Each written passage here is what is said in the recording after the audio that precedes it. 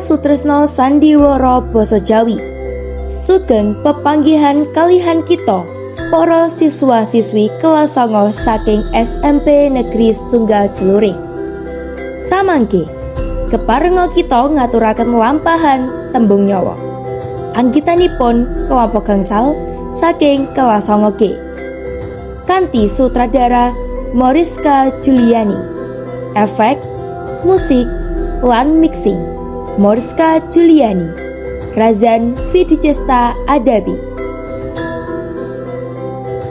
Sandiwara radio menika dipundamel kagem njangkepi gladen pasinaunan basa Jawi wulangan drama modern ingkang kaampu dening Miss Veronica Firdaus. Sugeng midhangetaken.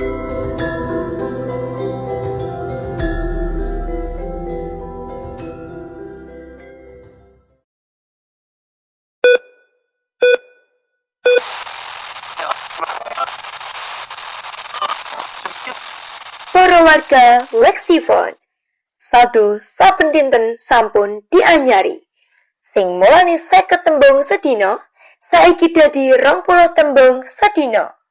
Nglangkungi wates bakal nampi isolasi sosial. Elinga, saged dimicara kathah makarya.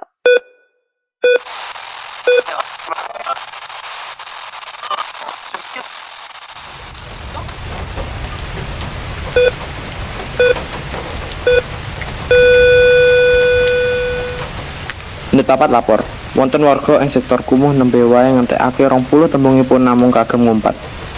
Lampahi prosedur pambungkaman samenika sampun buang wekdal.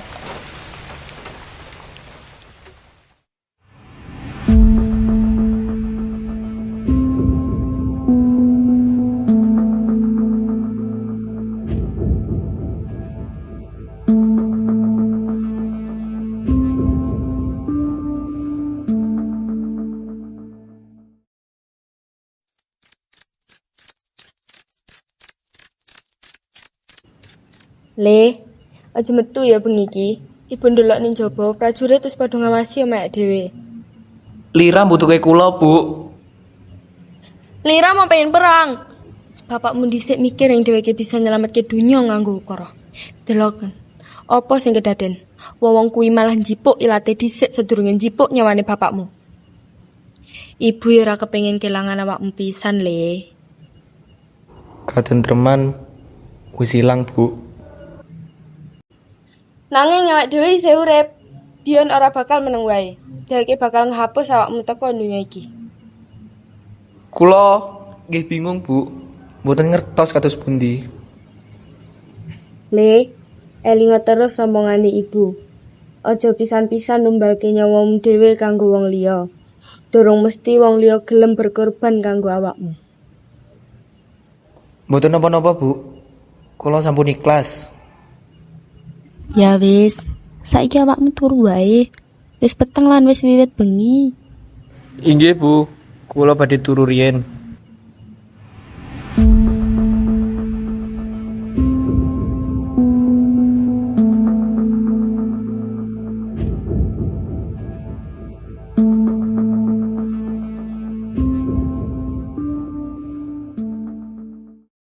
Ing wayah esuk, Kenny tangi turu banjur nemu surat ing jero kotak pos ngarep omahe. Jebul layang iku saka Lira, sing isine ketemu aku ing markas rahasia 3W/S4K5 jam 4 sore. Kenny banjur toto-toto mangkat nemoni Lira. Arep menyangan di awakmu sore-sore ngene, Le. Mengko awakmu selak dicekel karo kongkonane Dion. Nemoni Lira, Bu. Isih kekancan karo Lira wae awakmu. Wis ora usah srawung karo dheweke maneh. Dheweke kuwi nggawa pengaruh ala. Sampun mekaten, Bu. Piyambakipun kanca kula. Ibu paham, Le. Nanging awakmu ora ngerti to sepiro kejeme pemerintah awake dhewe yen awakmu wani mbalela sithik wae. Ibu kuwatir karo awakmu, Le. Awakmu kuwi siji-sijine keluarga sing ibu duweni saiki. Ibu bakal ngidini awakmu. Nanging tulung jaga kepercayaane ibune. Inggih, Bu. Kula pamit. Mbok menawa awakmu kabeh bakal takon-takon, kenapa ibune Gani sengit banget karo Lira? Pas nyatane, Lira kuwi ngingetake ibu marang weregane bapake. Gani sing biyen duwe watak koyo Lira, yaiku agresif. Nanging bapak Gani uga dadi bapak lan bojo sing apik. Sadurunge ninggal, kanthi meneng-meneng dheweke wis maringake cadangan tembung duwene marang bojo lan anake. Sawise oleh izin saka ibune, Gani banjur langsung pamit lunga nemoni Lira. Ing dalan, Gani ora nyangka ketemu karo perampok tembung, yaiku wong-wong pinggiran kutha sing seneng ngrampok jatah tembung duweke wong liya banjur didol menyang wong sugih. Perampok tembung kuwi uga salah siji cara licik saka Kansir Dion. Dheweke sengaja nugasake rakyat pinggiran kutha kanggo ngrampok rakyat liyane. Carane yaiku kanthi menehi jatah tembung sing luwih akeh kanggo para perampok mau supaya bisa meden-medeni para korbane.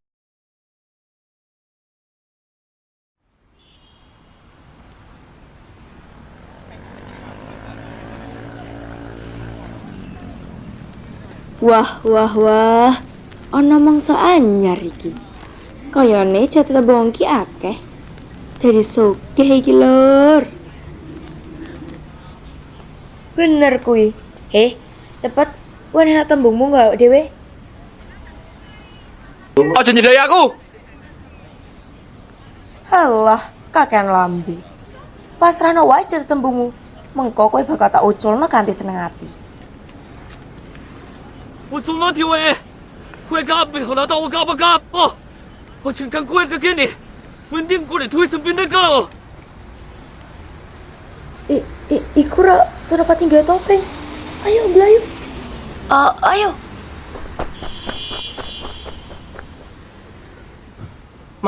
Matur nuwun, Pak. Kok dhewe ilmu ngono wae ya? Apa ono semut? Ya wis lah, aku kudu ndang nemoni Lira.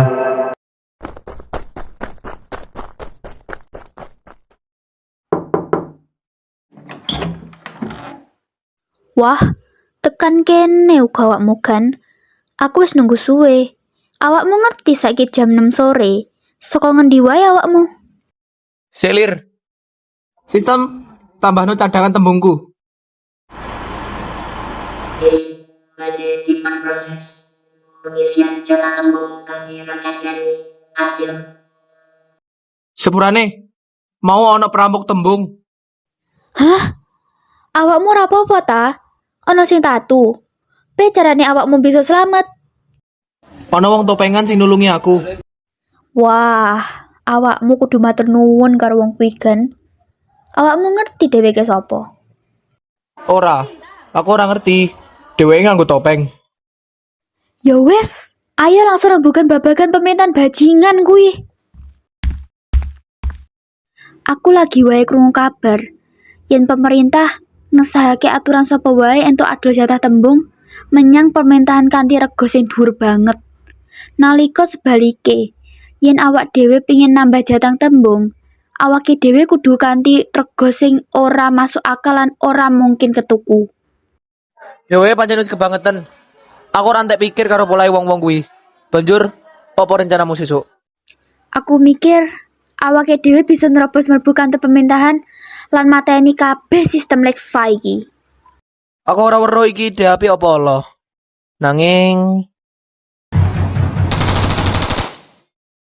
Nanging kowe kabeh ora bakal bisa metu saka kene kanthi slamet. Jebule ing kene dadi susu rasan-rasan kanggo ngulingake panguwasa to. Senopati Faro, kepiye kowe bisa nemokake panggonan iki? Ora ana sing bisa nyeleweng saka mripate pemerintah. Saben tembung sing kok ucapne kuwi ana regane. Lan saiki kowe kudu mbayar kabeh omonganmu kuwi nganggo nyawamu. Kowe pancen kejem. Rakyat digawe bisu. Saiki kowe pengen busak nyawani wong sing pengen merdeka. Merdeka kuwi mung kanggo wong sing duwe dhuwit lan panguwasa. Wong kaya kowe iki mung dadi baterai kanggo sistem iki. Luwih becik kowe nyerah saiki. Sadurunge lambemu dadi kaku salawase. Aja wedi kan. Dheweke mung dhewekan. Kita kudu nglawan saiki utawa dadi budak sistem iki selawase. Dhewean Kue kleru Cahayu. Pasukan, kepung kabeh dalan metu.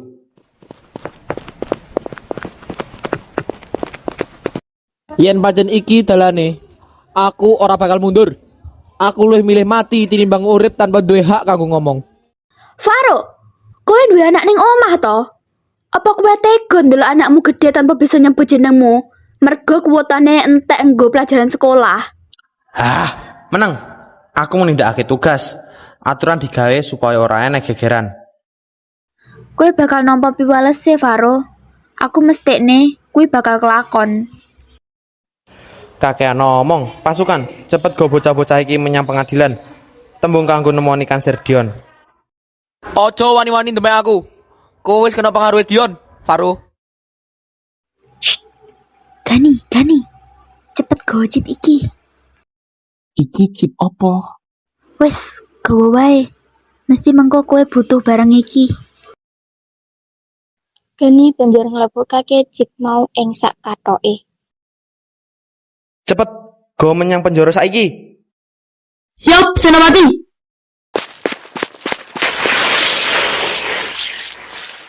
Wong-wong mau pungkasane nggawa Gani lan Lira menyang penjara sadurunge diadepake ing pengadilan tembung. Ing sisi liyane, Senopati arep lapor kedadean iki marang Kanser Dion.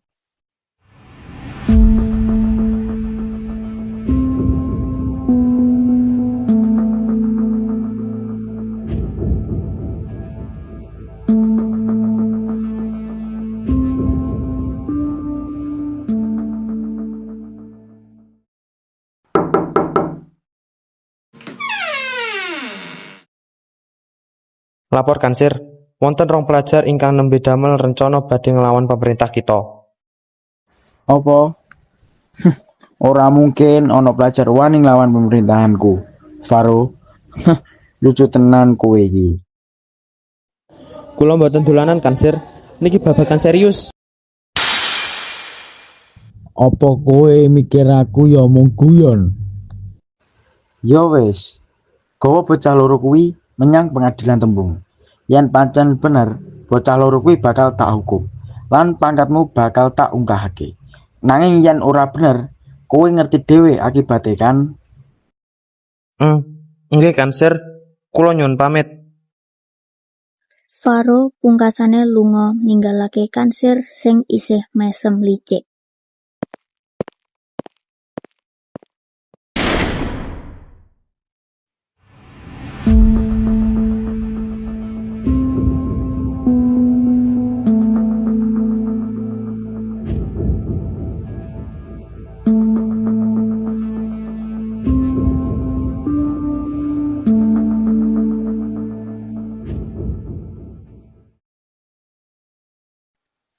Ing papan liyane, Gani lan Lira wis ana ing jero penjara ing sangisore panguasane Kanser.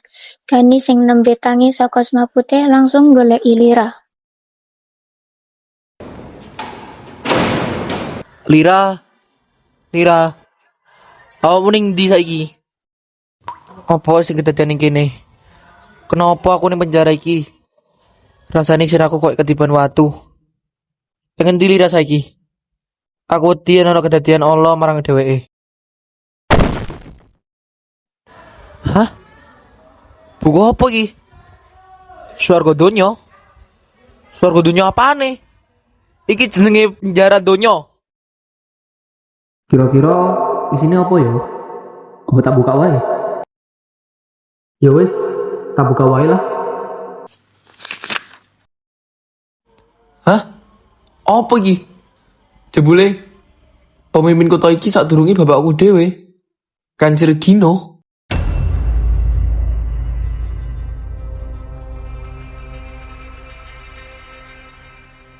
Gani kaget banget nalika ngerti yen sejatine sing merentah kutha penjara iki mbiyen yaiku bapake dhewe.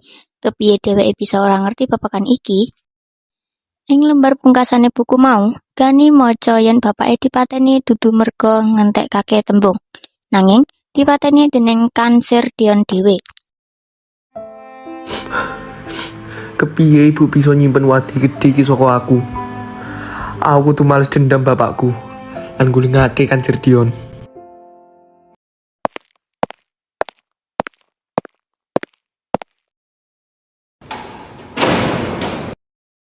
Gani, awak dhewe ketemu maneh.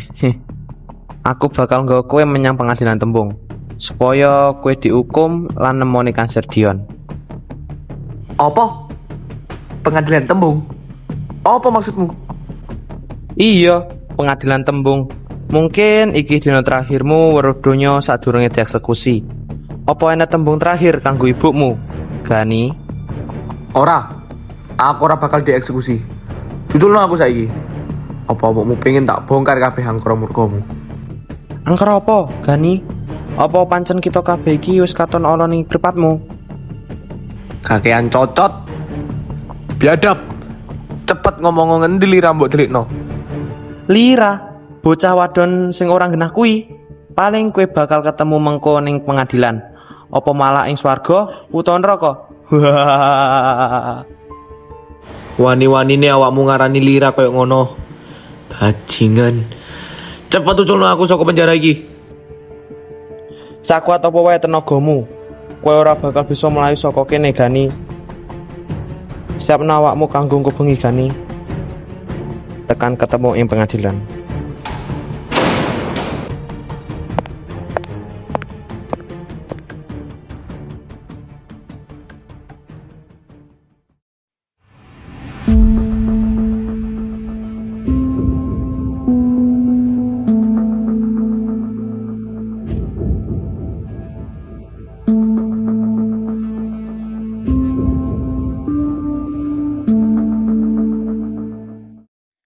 Wengi wis teka, suasanane pengadilan tembung katon peteng lan medeni. Kanser Dion lungguh ing kursi sing dhuwur, nunggu sombong. Gani lan Lira digawa mlebu kanthi tangan diborgol.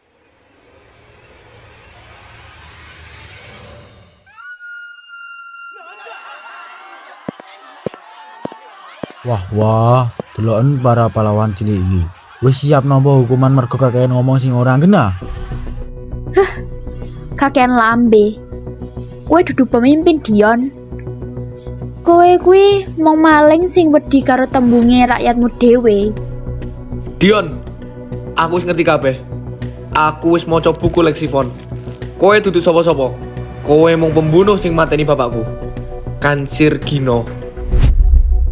Walah, jebule kowe wis nemu buku kuwi. Yo wis pancen bener. Bapakmu kuwi ringkih. Dheweke kakean mikirake rakyat timbang kekuatan. Dadi dheweke pancen pantes tak singkrihake. Oh, apa? Kanser Gino dipateni? Dudu mergo ngentekake kuota tembung. Awakmu kabeh diapusi. Faro, Dlon, pemimpinmu iku sing gawe kekacauan. Dudu awak dhewe. Pasukan, menengake bocah iki. Cepet eksekusi saiki pisan. Gani, Cip mau.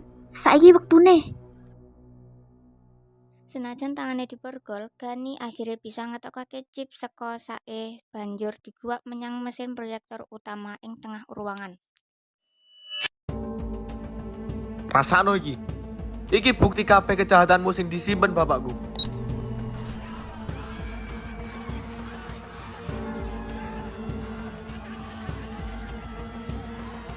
Cukup. Jebule aku wis ngabdi marang wong sing salah. Faro, apa sing mau lakoni? Aku iki pemimpinmu. Pemimpin sing dibangun nganggo goro-goro bakal ambruk mergo bener.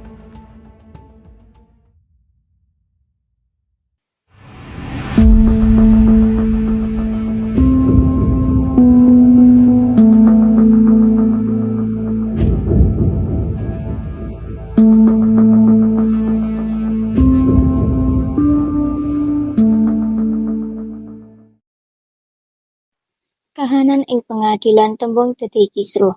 Rekaman ing proyektor nampilake kabeh tumindak alane Dion. Rakyat lan pasukan sing mone wedi saiki malih dadi. Pasukan, apa sing mau enteni? Pateni bocah-bocah kuwi lan Faro. Iki perintah. Nanging Kanser jenengan sampun mejahi Kanser Gino. Pasukan, aja ngrungokake wong sing tangane kebegetih. Dina iki aturan tembung wis bubar. Ayo awak dhewe rebut maneh kamardikan kita. Biar ngono, Mati kabeh wae kowe. Gani, chip kuwi ora mung rekaman, nanging kunci kanggo buka kabeh blokir tembung ing kutha iki. Cepet, pencet tombol proyektor. Yo Lir, sedelo maneh. Akhire iki dhewe.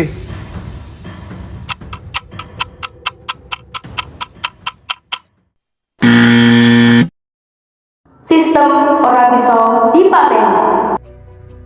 Maksudnya piye iki? Lira, jarimu iso ngangge chip iki? Kok iso? Sistem iku ora iso dipateni ngangge chip abal-abal kuwi. Kecuali awakmu ngurbani jatah tembungmu, Gani. Jatah tembungku. Gani, aja ngrungokne bajingan kuwi. Mungkin iki akhir perjuanganku kanggo rakyat Lesivon. Gani, aja, awakmu bisa kelangan suaramu sak teruse. Ora apa-apa Lira. Mungkin iki akhir perjuanganku. Suwun yen awakmu wis gelem dadi kancaku. Sistem kirim kabeh jatah tembungku kanggo rakyat Lesivon.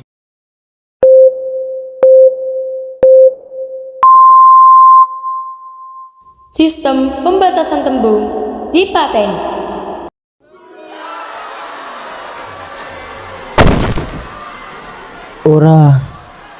Ora mungkin. Kekuatanku.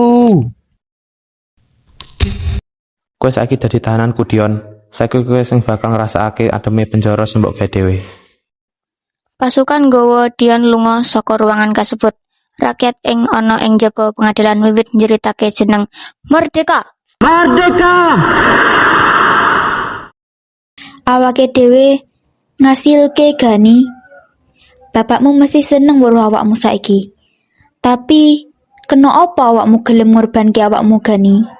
Gani mesem amarga bisa nyelametake Lesivon. Gani Lira, aku njak sepuro. Mulai saiki aku bakal njaga kutha iki supaya ora ana maneh wong kaya Dion. Kutha sing maune sepi lan medeni saiki dadi rame dening swara ngguyu lan guneman rakyat. Gani nyawang langit Lesivon ngrasa yen bapake mesem saka katuan.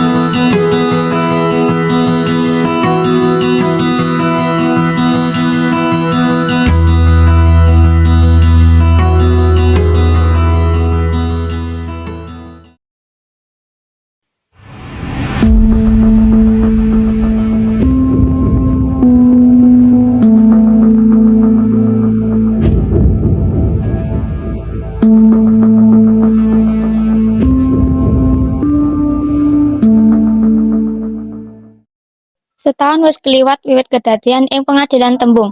Kutha Lesivon saiki wis malih dadi papan sing padhang lan kebak swara. Ora ana maneh wong sing wedi ngomong, ora ana maneh wong sing ngitung sisa kuota saben arep nyopo kancane. Gani lungguh ing taman kutha maca buku Lesivon sing saiki wis dadi sejarah.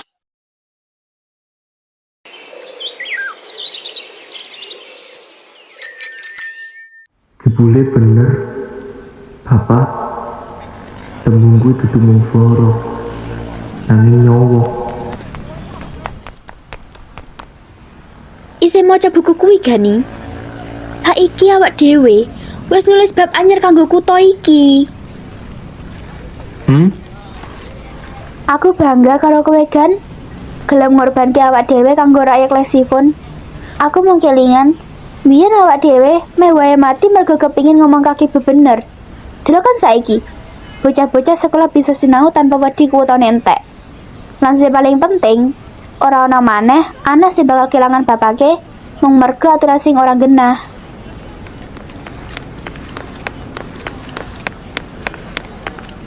Gani Lira, rakyat wis nunggu ing alun-alun. Dina iki pangetan kamardikan tembung sing kapisan. Awakmu saiki sing kudu maneh pidato. Aku lan Gani wis siap. Kali iki aku bakal ngewakili Gani kanggo pidato ndek ngarep rakyat. Lan aku bakal nggunakake tembung-tembung sing paling apik kanggo bangun masa depan. Gani Lira, ayo langsung wae. Awak dhewe pasti wis dinteni karo rakyat kabeh.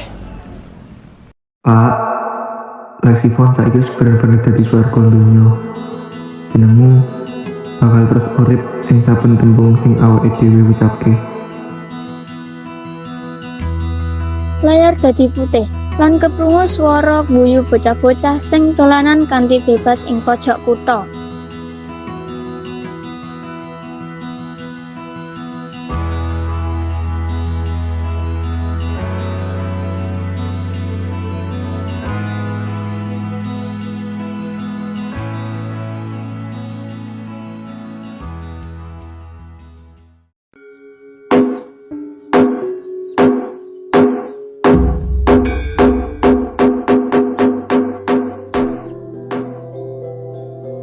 Para sutresna sandiwara basa Jawi. Mekaten pasugatan sandiwara asesirah tembung nyawa. Saking kita para siswa-siswi kelas 9 saking SMP Negeri Setunggal Celuri. Anggitanipun kelompok gangsal saking kelas 9G. Kanthi sutradara Mariska Juliani. Efek, musik, lan mixing Mariska Juliani. Razan Vidicesta Adabi. Miwah para paraga Razan Vidicesta Adabi dening Gani. Ray Estrada Mawangi dening Lira. Javadikara Zevanya Wimbanu dening Senopati Faro. Rafa Adam Putra dening Kansir Dion. Jauza Janeta Nadifa dening Ibu Gani. Serli Apriana Hera dening narator. Sistem Lexwa Twin Perampok dening Mariska Juliani. Matur nembah nuwun awit kawigatosan panjenengan. Mugi tansah kersa midhangetaken sandiwara basa Jawi. Mugi kanthi wontenipun sandiwara menika saged murakabi, mupangati lan dados panglipur manahipun para sutresna sandiwara basa Jawi. Wekasanipun atur kanthi asesanti rum kuncoroning bangsa dumunung ing luhuring budaya. Nuwun.